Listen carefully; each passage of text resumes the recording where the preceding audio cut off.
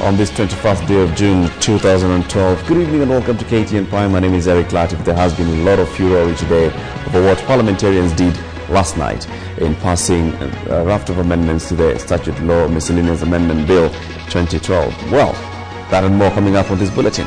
Absolutely. I'm Anne Kiguta, and that is the reason why Noah Cheno is joining us this evening. Noah, just give us a snippet of what's coming up.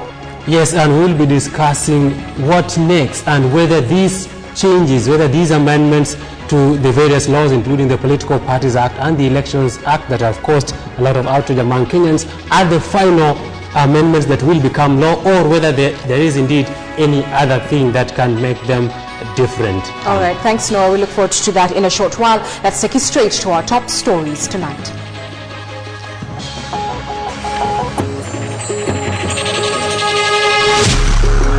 MPs forced to beat a hasty retreat on degree requirements. Lions attack village after locals kill 6 lions. Panic as foreigners smuggle in suspect chemical into Kenya. And government releases 7 billion shillings for free education program.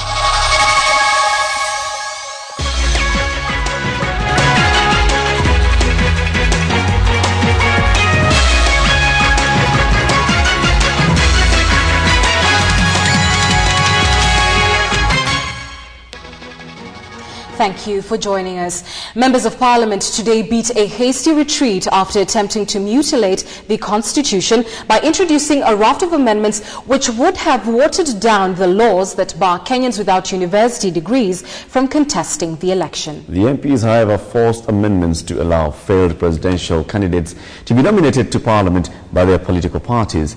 And now MPs can also hop from one party to another without necessarily resigning from their seats. KTN's senior reporter Aaron Cheng with the details.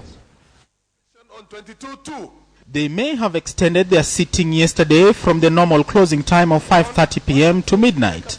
But what parliamentarians were doing burning the midnight oil is what has left Kenyans wondering whether or not to give the MPs a thumbs up or question their motive to try and mutilate the Constitution to suit their selfish interests. By staying in the chambers late into the night, the MPs were preparing a shocker for Kenyans in what may have been seen as an attempt to force amendments that may see the Strong Elections Act in the Kenyan Constitution watered down. Although some of the amendments passed last night were later revoked early Thursday morning, those in the House Wednesday night had attempted to have the president and his running mate vie for more than one elective post, allow aspiring governors and senators who do not hold university degrees to contest, and also allow MPs to switch parties without resigning their seats. Honorable members, I now wish to put the question that the provisions relating to the Elections Act, Section 22(2) be amended as proposed by the Honorable Kimunya. Will as many of the opinion say aye? Aye. Will as many of the contrary opinion say no? The ayes have it. And so Kenyans woke up to rude shock this morning when they learned that business transacted in Parliament late in the night was indeed an act of betrayal of the Constitution by MPs. Perhaps feeling the guilt of their actions at night and maybe the negative reaction from a cross-section of Kenyans, the MPs later rescinded their move, perhaps to save the face of the august House. Some MPs who were not in the House last night were quick to point the repercussions of the move and urged their colleagues to reverse the amendments. We have to accept it. If you don't have the qualifications, you will miss 5 years and you will come back after you are competent. We invest so much in education. There should be high returns for it at such levels as being elected to positions in the county assemblies and the National Assembly. Chair, I support this complete deletion of the amendments yesterday and returning to constitutional provisions. Although the degree requirement still stands, Parliament passed an amendment allowing candidates to change parties at will. This will allow losers at party's nomination stage to quickly vie for the same seat under a different party. Had the amendment not been introduced, aspirants were required to be members of a party for at least 3 months before vying for any seat. It must be understood that there is no institution not the presidency, not parliament. There is no institution which is above the constitution. The constitution is supreme. Every time the executive would like to undermine progressive gains in legislation, this always comes by way of statute law miscellaneous amendment bills. Also introduced in the amendments will be the parliamentary vetting of the chair and commissioners of the National Cohesion and Integration Commission. NCIC current office bearers were directly nominated by the President. Aaron Ocheng, KTN Prime. That story brings us to the big question tonight, and we ask you, do you support the amendments allowing MPs to change parties without resigning? Do you support those amendments? Send us your brief comment beginning with a yes or no to our SMS number 8040. We'll sample some of your comments as well as give you the poll result at the end of this live news. Because of course, joining us now live is Noah Otieno. Noah, these amendments have been passed by Parliament. Next, they go to the President. What happens after that? Well, thank you, and Eric. Well, these amendments passed by members of Parliament today will now be going to the President for assent into law. However, it is not automatic that everything passed by the members of Parliament today will automatically become law, because President Kibaki could still reject any of the amendments passed by members of Parliament today if he believes or if he is advised that such amendments contradict an already existing law or threaten to contravene the Constitution. If he rejects any of the amendments, he could also propose his own changes to make such amendments right and send them back to Parliament to have them incorporated into the amendments before he can sign them into law. The members of Parliament can either accept the President's proposed changes to any rejected amendment and amend them or include the President's proposals, or they can refuse the President's rejection of the amendments and stand their ground. But if they decide to stand their ground, they can only overturn the President's rejection of the amendments if 2/3 of the members of Parliament vote to force the President to assent to the original amendments as sent to him by the members of Parliament. Remember, however, that the President might simply decide today to accept the amendments as sent to him by the members of Parliament and send them into law. If this happens, and if there is still any Kenyan who is dissatisfied with these amendments, that Kenyan would be free to go to court after the President signs them into law to challenge these amendments in court. The courts will then determine whether these amendments as signed by the President are unconstitutional or not. However, remember also that these amendments debated by the members of Parliament in the Statute Law Miscellaneous Amendment Bill 2012, as debated yesterday and today, cannot be brought back onto the floor of Parliament for debate again until after 6 months, that is, until after December 2012. Back to you, Anne. Thanks very much, Noah, for that. Anti-terrorism police officers are holding 2 Iranian nationals in connection to what police suspect are explosives discovered in an open field in Mombasa. One of the suspects has been flown to Nairobi and the other to Lamu Island as the police and Federal Bureau of Investigations agents drawn from the American Embassy here in Nairobi grapple with the mission of these suspected terror agents. KTN's Dennis Onserigo reports on the latest war on terrorism. This is the open field in Mombasa where 2 bags containing what police suspect to be explosive material were discovered Thursday. One gunny bag with a known chemical substance wrapped in polythene paper was discovered 2 days after police in Nairobi arrested 2 foreigners. The suspect 2 Iranian nationals were picked up from a Nairobi hotel after arriving in Kenya on the 12th of June this month from Iran. Their visas indicated that they were here as tourists. One of the suspects had to lead a team of officers from Nairobi to this county, and indeed they arrived last night and they conducted an operation which resulted into the recovery of these particular substances. As investigators carried out tests to establish the composition of the chemical, a senior police officer told KTN that the chemical substance cannot be obtained locally. Police suspect the chemical has components capable of constructing an explosive device. The latest development comes barely a month after a homemade bomb assembled using fertilizer was set off, killing one person and injuring several others at a city stall along the city's Moi Avenue. A team of FBI detectives from the American Embassy in Nairobi and anti-terrorism police officers has stepped up investigations after it emerged that the chemical could have been part of a substance used to construct an explosive device which might be somewhere in the country. In Mombasa, custom port officials and police were at pains in explaining how 2 containers suspected to contain explosives were cleared the port without being detected. Police have not released information on the import of the 2 containers, the local clearing agent, the final destination of the mysterious cargo that originated from Iraq and was said to contain building material. Kenya is reeling from terror attacks that have since claimed 22 lives. Denison Sarigo, KTN Prime. The government has this evening released 7 billion shillings to fund the free primary and secondary education. The money was released following consultations between officials from the Ministries of Education and Finance. Well, teachers had threatened to go on strike next week if the tuition money was not made available. Patrick Amimo reports.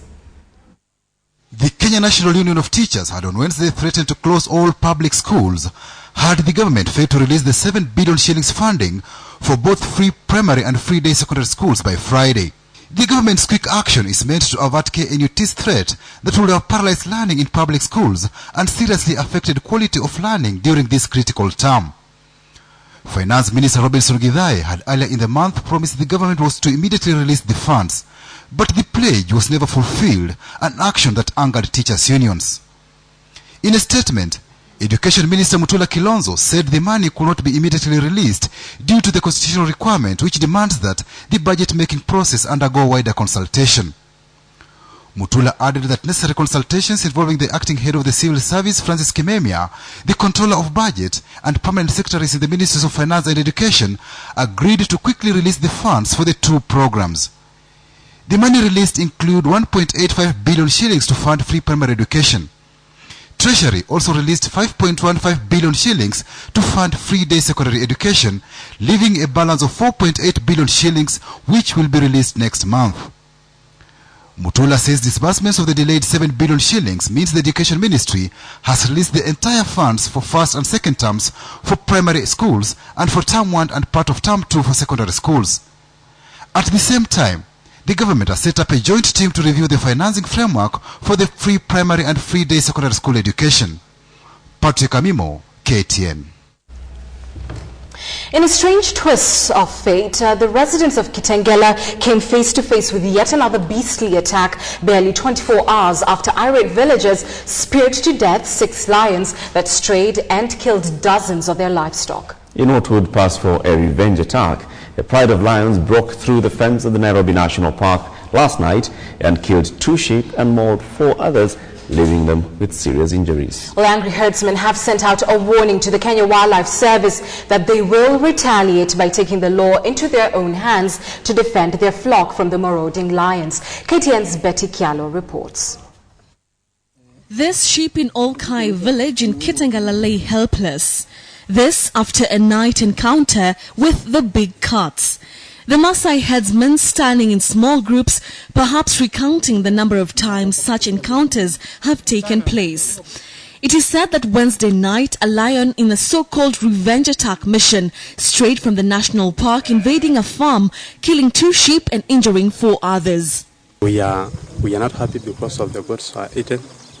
So they just come, they jump, they go, they jump on the other side. We tried to get out of the house. We didn't see, but we have seen the footprints. They go. The herders, who are clearly shaken by last night's incident, said that the lions have attacked the village more than 40 times in the recent past. But last night's attack was more vicious following the killing of 6 lions Tuesday night. Villagers attacked the lions, which had reportedly killed 20 cattle. Village elders have asked the Kenya Wildlife to track down and return the wild animals to the Nairobi National Park. The villagers have lived in harmony with the wild animals over the years, but the brutal act by Kitengela residents to kill the big cats appeared to have soured that relationship. The international media has feasted on that story.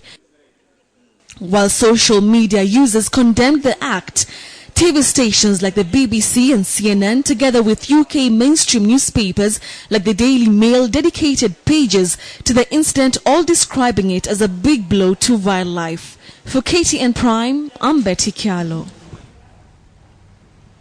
The future of Kenya's development will rely on the type of leaders elected to the position of president and governor. This is according to the chairman of the Commission on Revenue Allocation, Mika Chesarem. While speaking at the Standard Group Centre, he urged Kenyans to vet the integrity of leaders before electing them to these positions. Next year, Kenya turns 50. Her development performance, however, is below what was expected from her when she gained independence. Chairperson of the Commission on Revenue Allocation, Mika Chesarem, says that corruption fueled mostly by poor leadership is to blame for Kenya's sluggish development. Given our history, we should have done better. Kenya has performed way below its potential. Chesarem also advises Kenyans to carefully evaluate candidates for the presidential post as well as those seeking to be elected as county governors. Kenya will go up or break up on 2 offices, the office of the president and the office of governor. I'm not underrating the others, but those 2 positions. Standard Group's Deputy Chairman and Chief Executive Officer Paul Melly assured the Commission of the Standard Group's commitment in defending the Constitution. As far as the subject of integrity is concerned and the implementation of Chapter 6, all of us will play an important role as media in interrogating our leaders and, more importantly, setting the agenda and asking them to remain relevant and give us their transformative agendas. Chesarem spoke when he visited the Standard Group and urged journalists to guide the country in electing leaders of integrity. Ashamwilu, KTN Prime. And it's time to remind you our big question tonight. We're asking you, do you support the amendment to allow MPs to change parties without resigning?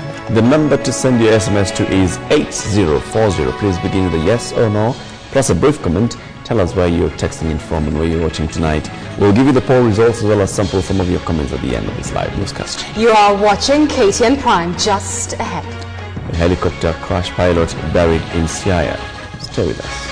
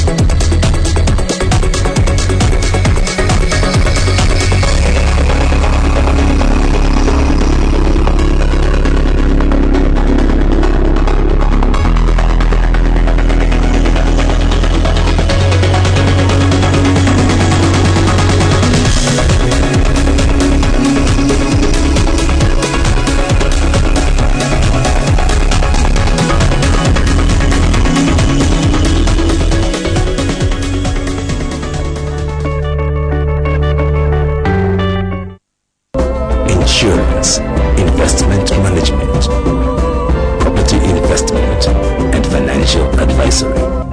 UAP. Better, simple life. Better healthy hands, lesson 3. Do you know that the germs we pick up every day can make us ill? To stay healthy, we need to protect ourselves by washing our hands regularly. First, wet your hands and apply Dettol soap. Then rub your hands together. Scrub the front and back of your hands and scrub between fingers. Do these for about 20 seconds and rinse your hands well with running water. Mom, today we learned how to fight germs with Dettol soap. Good health starts with healthy hands.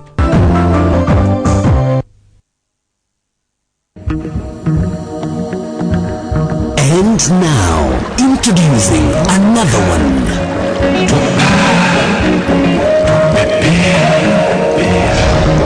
Triple distilled Crescent Vodka, now available from the home of quality. Truly Kenyan.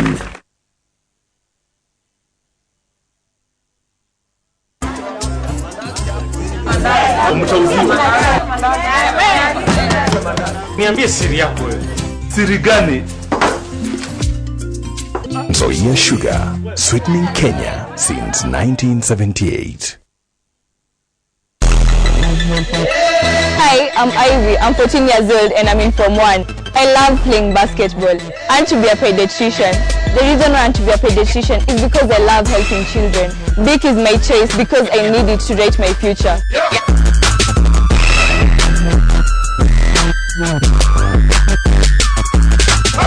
Think big, write big.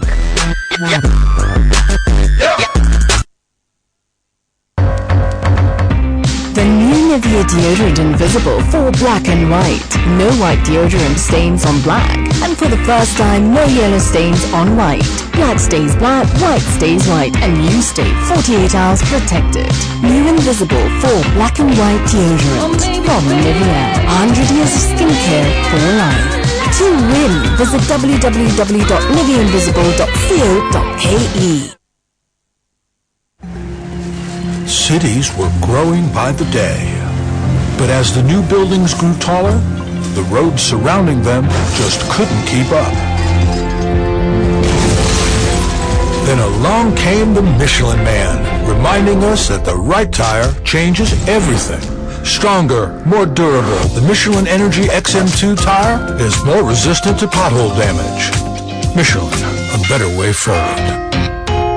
For more information on pothole guarantee, call Kingsway Tire Expert Centers countrywide. Our country is set to go to the polls soon. This, the very first under the new constitution.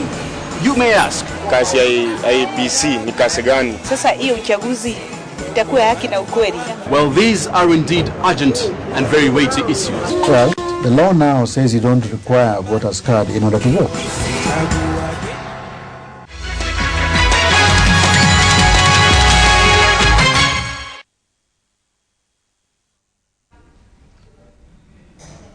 Welcome back. You're watching KTN Prime.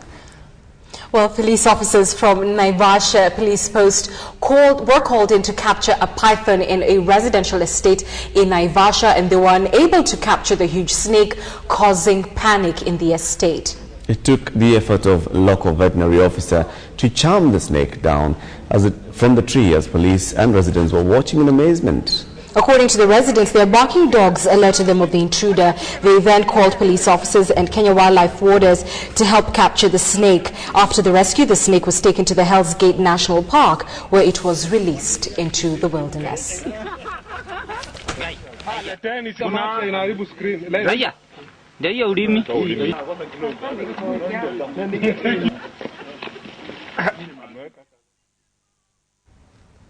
Well, the last of the Ngong helicopter crash victims was buried today at his Banana village in Ugenya constituency, Siaya County. Captain Luke Oyugi was laid to rest in a ceremony attended by fellow police officers where he was accorded full honors. KTN's Fred Omulo filed this report from Siaya. Captain Oyugi's funeral served as a platform for the authorities to acknowledge the limitations in their operations and seek the public's indulgence. The 37-year-old pilot perished in a tragic chopper crash that also claimed the life of former Internal Security Minister George Saitoti and his assistant Orwa Ojode. It becomes an issue, especially where you have lost life, to identify persons. That doesn't happen immediately. So it is something that we need to think about, that such a service, forensic service, can be utilized in order to be able to process scenes of crimes and identifying the right persons who might have perished in a disaster and take the appropriate action. The funeral that was largely ignored by politicians also provided an opportunity for Assistant Minister Ayecho Olweny to call for the amelioration of the police force's terms of service. Even the government employees, I don't know who of them have life insurances. They have medical covers.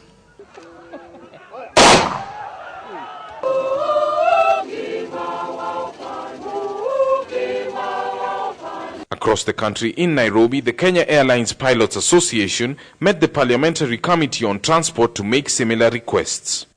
This low-key funeral marks the conclusion of about 2 weeks of mourning, a sad chapter in the history of Kenya. A chapter in which it lost 6 of its most illustrious sons. From Siaya County, I am Fredo Mulo. So we believe we are being failed by the ministry. That deliberate reluctance is unconstitutional.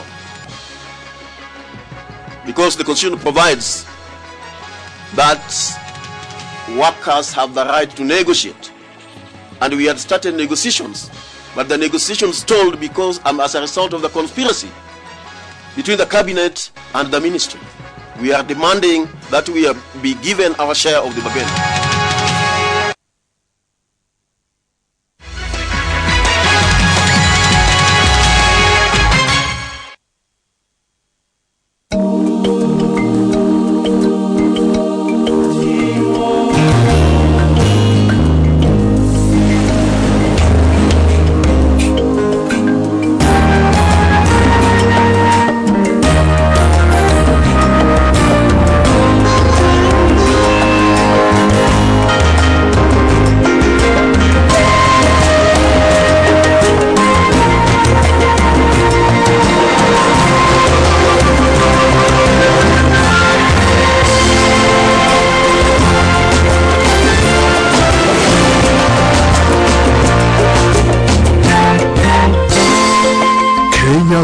Strength and wisdom beyond borders. The best things come from nature. That's why I trust nature to take care of me, though germs can get in the way. That's why I love the gentle care and goodness that nature provides. New Dettol Natural with Dettol's trusted protection plus calendula and chamomile extracts gives me naturally healthy looking skin. Nature's goodness with trusted Dettol protection. New Dettol Natural. Endorsed by the Kenyan Medical Association. Dettol. Be 100% sure.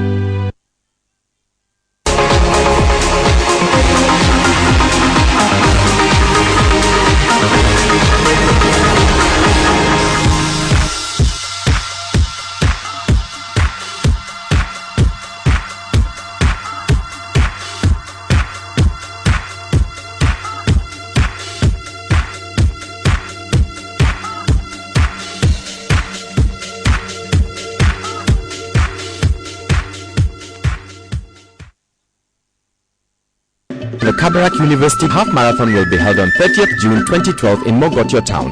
The race begins from 6 a.m. at the equator and finishes at the Kabarak University grounds. Registration is 300 shillings for the 21-kilometer half marathon, 1,000 shillings for the 5-kilometer corporate race, and 100 shillings for the children's race. You can register at all transnational bank branches, Mobile World offices, and CAS offices North Rift. Registration closes on 25th June. There are great cash prizes and heifers to be won. Proceeds from the marathon will help support Ngata Baby Care for abandoned children. Kabarak University, world-class education in biblical perspective.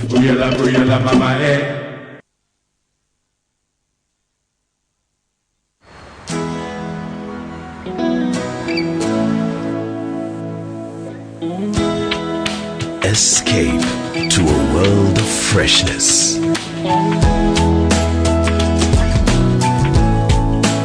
A clean, happy place full of hope.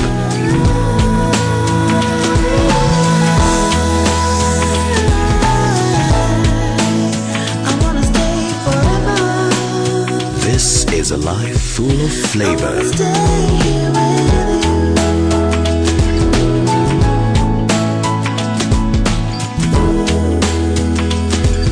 So enjoy good health.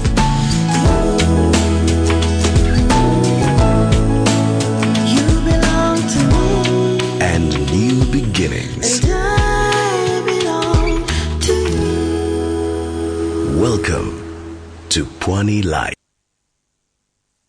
Habari Afrika. Leo tutatumia nguo hii kuweka Ario katika jaribio gumu zaidi. Tutatumia kovu sugu zaidi, dua la mchuzi. Dua hili upenye zaidi ndani ya nguo na kuliondoa kwa mosho moja huonekana haiwezekani.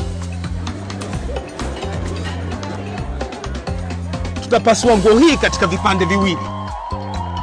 Tutaosha kipande kimoja kwa sabuni ya unga ya kawaida na kingine kwa sabuni mpya ya Ariel iliyo na micro cleaning boosters. Ariel mpya hupenya ndani zaidi na kuondoa madoa sugu kwa mwosho mmoja. Je, Ariel imeondoa kwa mwosho mmoja? Na sabuni ya unga ya kawaida? Hivyo sabuni ya unga ya kawaida mara ya pili. Na baada ya mwosho wa pili? Kwa hiyo, nani ameshinda jaribio la mwosho mmoja? Ariel mpya, matokeo bora kwa mwosho mmoja.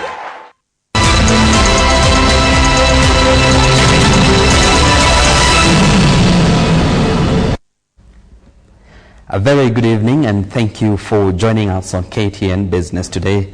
This is your home of business and it's time to talk business. My name is Zawadi Mudibo. Now the government says it will keep a hands-off approach in the operations on national carrier Kenya Airways. Now this is despite increasing its shareholding in the airline to over 29% in the recently concluded rights issue exercise. Michael Karanja has those details.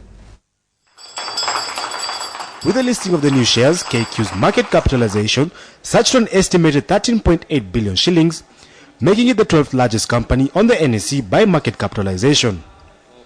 This makes for an attractive stock, despite it opening the day at 13 shillings and 20 cents, way below its 14 shillings right offer price.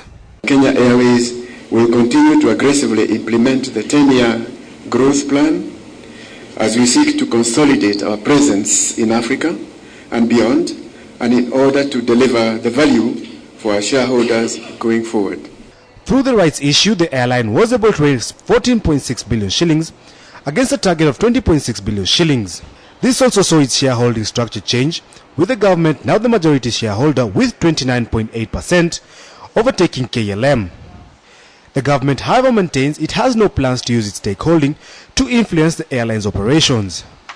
The reason why we did that is because we have confidence in Kenya Airways. We have confidence in the team that is managing the management of Kenya Airways. Kenya Airways intends to use the funds to pay pre-purchase agreements for its Boeing Dreamliner fleet as well as fund route expansion.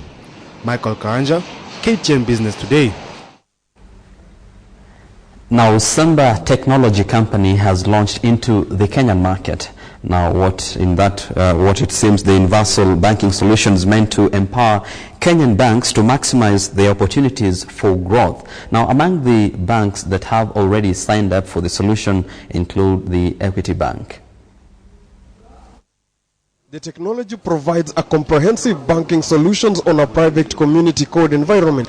It is tailored to address the core banking, e-banking and mobile banking requirements of medium and small-sized banks. The solution is expected to provide banks' right hand to accelerate innovation in processes across business product lines, entities and currencies. Right now our focus is through the banking institutions, and we are aware of a handful of banks who are looking to reach that segment of the market through some of their sister concerns. The platform is also designed to provide critical functions such as customer acquisition, multiple currency transactions, real-time transaction support, and regulatory reporting. Decision to move from 7 to FINACO 10 has been informed by the service-oriented architecture of version 10. The platform is expected to provide data security and storage, complete with a backup and recovery options for business continuity and disaster recovery. Philip Keitang for KTN Business Today. Now the Kenya Petroleum Refinery Limited might just change its face. That and more next in our corporate briefs. Kenya's Seoul refinery will start buying its own crude oil next month to start operating as a merchant refinery, a move that is expected to lower retail fuel prices in the country, its chief executive said on Wednesday. CEO Brij Mohan Bansal said the plant, which proposes a 1.6 million metric tons of crude a year, will no longer be just a toll refinery after signing a $250 million credit line from the Standard Chartered Bank to finance crude imports. KCB has announced an increase in deposit taking by 32% from 197 billion in 2010 to 259 billion shillings last year. Speaking during the handover of 2 vehicles to winners of the Jaza Ujazike KCB campaign, the bank noted customer participation in the exercise boosted its financial results despite a rather volatile environment. And finally, EcoBank has unveiled EcoBank Omni, an online cash management platform for its corporate clientele.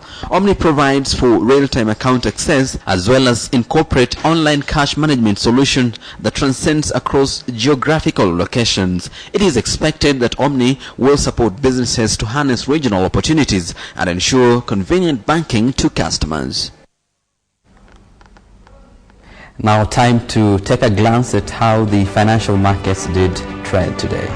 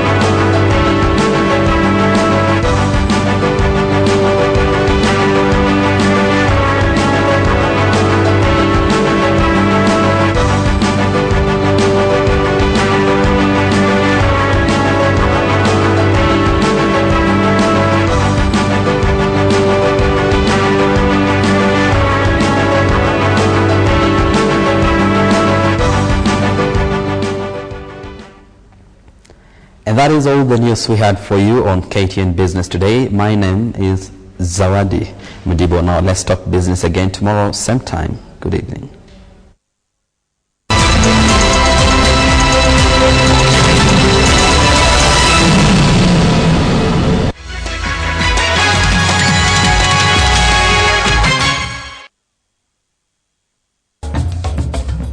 With our continued search for global excellence, JKUAT has initiated strategic collaborations with reputable organizations world over, mainly aimed at benchmarking our teaching and research functions to ensure JKUAT is at par with the best in the world. As a university, we are following our strategic plan, and the current one is ending in June this year, and in that strategic plan we had geared to increase the student numbers up to 30,000, which we currently have.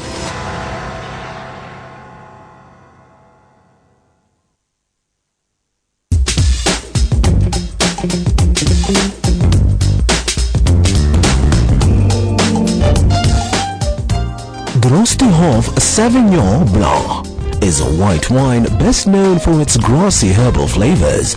Sauvignon Blanc is also called Fume Blanc and is a popular choice for fish, shellfish dishes and poultry dishes. Drostihoff. Every year is a good year.